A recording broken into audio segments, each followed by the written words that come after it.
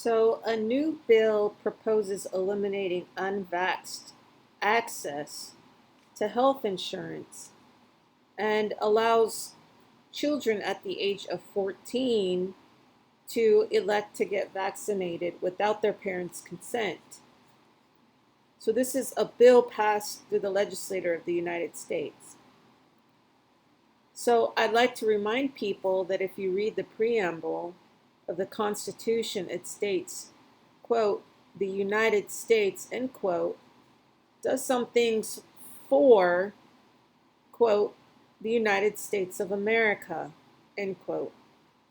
So the United States is an agency of the independent states and is all and not a country. The United States is not a country.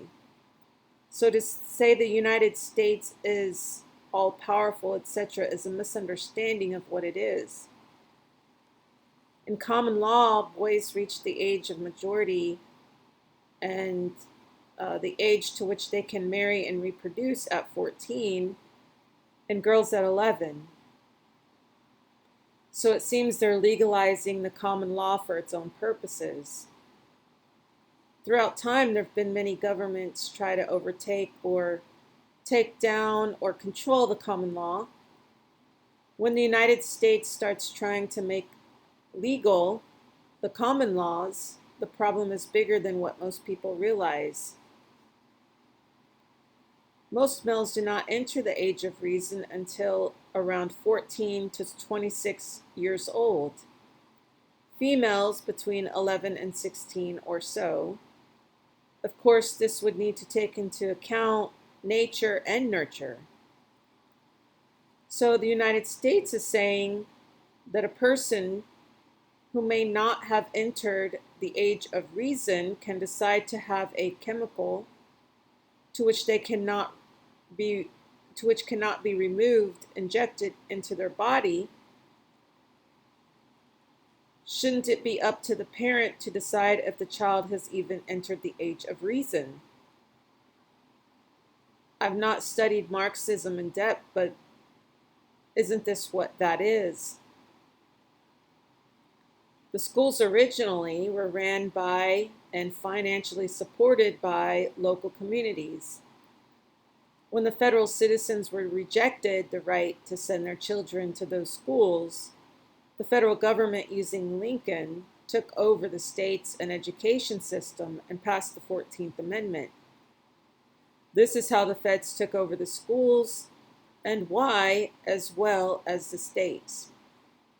So the feds also took over the schools and the states. The precedence was set when Lincoln was placed into the presidency by the Progressive Railroad owners. He also helped make Rockefeller wealthy, and Rockefeller then had the means to buy land and donate it to the United States, who then, quote, acquired, end quote, lands outside the Constitution and were able to use those lands for purposes other than what's in the Constitution. The Federal Reserve Bank was built on such type of land to which the federal government has, quote, proprietorial interest only, end quote, which comes with a, quote, jurisdictional code, end quote, of 4, which means the federal government has no constitutional power on those acquired lands, which means the Federal Reserve Bank has no power.